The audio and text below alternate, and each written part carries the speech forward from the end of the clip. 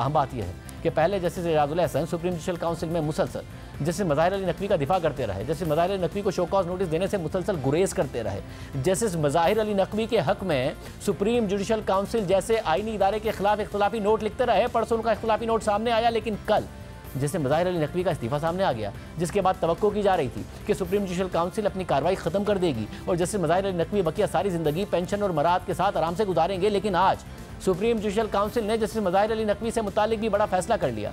Corruption और misconduct के इल्ज़ामात पर गुज़िश्ता रोज़ मुस्ताफ़ी होने वाले जस्टिस मज़ाहिर अली नकवी का इस्तीफ़ा सदर मुमलिकत ने बाज़ाब्ता तौर पर मंजूर कर लिया। इसका नोटिफिकेशन भी जारी कर दिया गया, लेकिन इसके बावजूद सुप्रीम जुडिशल काउंसिल ने जस्टिस रिटायर्ड मज़ाहिर अली नकवी के खिलाफ कार्रवाई आगे बढ़ाने का फैसला करते हुए मज़ाहिर अली नकवी को भी एक और मौका देने का फैसला किया है। आज चीफ जस्टिस काजी फैज़ा की सरबराही में सुप्रीम जुडिशल काउंसिल का ओपन इजलास शुरू हुआ तो उसमें जस्टिस एजाजुल हसन शरीक ही नहीं हुए।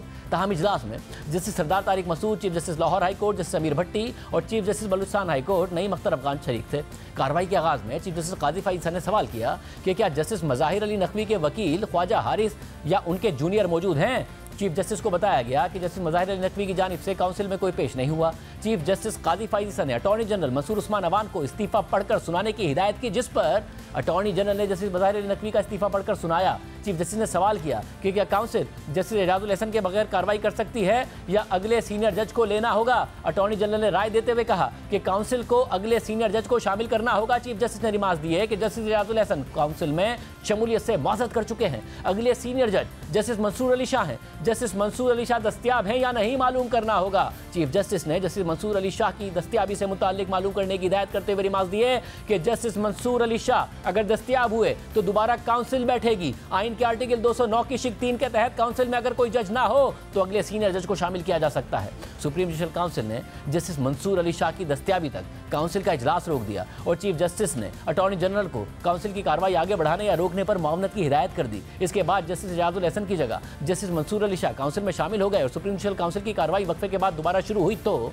चीफ जस्टिस काजी फैज़ा ने रिमार्क दिए कि अब सुप्रीम जुडिशल काउंसिल का हाउस फुल हो गया है। काउंसिल की कार्रवाई आगे बढ़ाते हुए चीफ जस्टिस ने मजीद रिमार्क दिए कि जज का इस्तीफा आखिरी मरहले पर दूसरे शो कॉज नोटिस के बाद आया। जज के इस्तीफे की दो सूरतें हो सकती हैं। पहली सूरत यह कि जज के खिलाफ शिकायत झूठी थी, प्रेशर में आकर इस्तीफा दिया। दूसरी सूरत में जज के खिलाफ इल्जामात दुरुस्त है, वो सामना नहीं करना चाहते थे। जज की बरतरफी का सवाल अब गैर मुतल्लिका हो चुका है। अभी तक काउंसिल ने सदर मुमलिकत को सिर्फ रिपोर्ट भेजी थी। अगर इल्जामात साबित हो जाते तो काउंसिल सदर मुमलिकत को जज की बरतरफी के लिए लिखती। चीफ जस्टिस ने अटॉर्नी जनरल से पूछा कि इस सूरत हाल पर आपकी क्या राय है। काउंसिल ने अब कोई ना कोई फाइंडिंग तो देनी है। कोई जज सुप्रीम कोर्ट की साख तबाह करके इस्तीफा दे जाए तो क्या हमें खतरा नहीं होगा?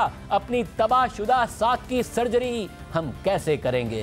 क्या आइन की दस्तावेज सिर्फ जजेस या ब्यूरोक्रेसी के लिए है? आइन पाकिस्तान अवाम के लिए है। अटॉर्नी जनरल ने राय देते हुए कहा कि अवामी एतमाद का शफाफियत से बराह रास्त ताल्लुक है। काउंसिल के सामने सवाल यह है कि जज के इस्तीफे का कार्रवाई पर असर क्या होगा। सुप्रीम कोर्ट के 2 रुकनी बेंच ने जून 2023 में फैसला दिया कि जज रिटायर हो जाए तो उसके खिलाफ कार्रवाई नहीं हो सकती। केस में साबिक चीफ जस्टिस साकिब निसार के खिलाफ शिकायती मालूमात सुप्रीम जुडिशल काउंसिल को भेजी गई।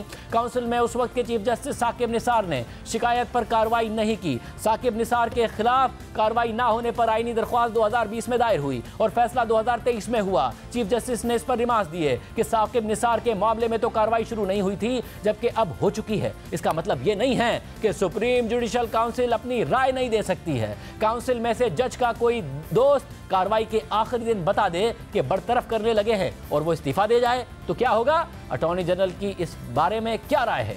अटॉर्नी जनरल ने कहा कि अपनी नोयत का पहला मामला है जिसका सामना सुप्रीम जुडिशल काउंसिल कर रही है। कार्रवाई के दौरान जज का इस्तीफा दे जाना अपनी नोयत का पहला केस है। जो फैसला जून 2023 में आया वो 2 रुकनी बेंच का था। Supreme court practice and procedure आने के बाद आईनी मामलात पर यह बेंच फैसला नहीं दे सकता था। चीफ जस्टिस काजी फैज़ा ने रिमार्क दिए कि हम यहाँ अपनी खिदमत के लिए नहीं बैठे, हम यहाँ अपनी आईनी जिम्मेदारियाँ अदा करने के लिए बैठे हैं। सुप्रीम कोर्ट समेत सब इदारे अवाम के जवाब दे हैं। अगर ये चीज़ सब सीख लें तो सारे मसले हल हो जाएंगे। सोशल मीडिया और मीडिया पर शोर था कि क्या हम इतने बुरे हैं? सुप्रीम कोर्ट की साख भी तो खतरे में पड़ी। जस्टिस मंसूर अली शाह ने रिमार्क दिए कि जज ने इस्तीफे में लिखा कि पब्लिक में मामलात होने की बिना पर काम जारी नहीं रख सकते। इस्तीफे से तासुर मिलता है कि जज को इंसाफ की तवक्को नहीं थी या यहाँ कोई ड्रेकोनियन सिस्टम चल रहा है? इस मामले को देखना होगा। मामला हवा में नहीं छोड़ सकते कि जज ने इस्तीफा दे दिया। इसके बाद सुप्रीम जुडिशल काउंसिल ने कार्रवाई कल भी जारी रखने का फैसला करते हुए मुस्ताफी जज जस्टिस मज़ाहिर अली नकवी को आगाही का नोटिस जारी करके एक और मौका दे दिया और करार दिया कि अटॉर्नी जनरल ने बताया कि सुप्रीम जुडिशल काउंसिल ने कार्रवाई शुरू कर दी तो राय देना होगी।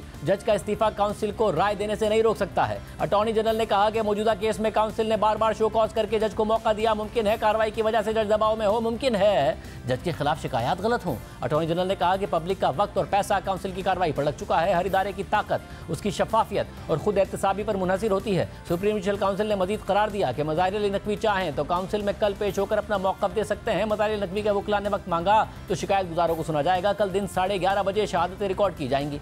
इसके बाद सुप्रीम जुडिशल काउंसिल की कार्रवाई कल दिन 11:30 बजे तक मुलतवी कर दी गई। इस पूरी सूरत हाल में फिर अचानक हमें नजर आया कि जस्टिस एजाजुल अहसन का इस्तीफा शाम में सामने आ गया।